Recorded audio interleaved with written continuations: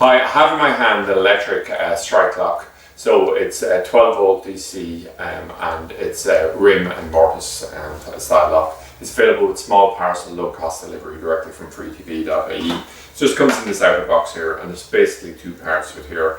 And it's just for your basic door, we'll say. So the power will be connected up to this. We can see where we'll hardwire it in there. So once a signal is set, normally by a release button, something like that, it'll actually just come along, it'll open the door, and you can exit via that.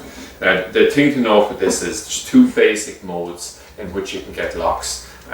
You can have fail safe or fail secure, and this is fail secure, and that means in the case of power outage, the door will actually be locked into a lock position. So this obviously wouldn't be suitable for certain types of exits, particularly if they have some type of emergency exit for our requirement. So that's just one thing to note. But you can see the general design of it here.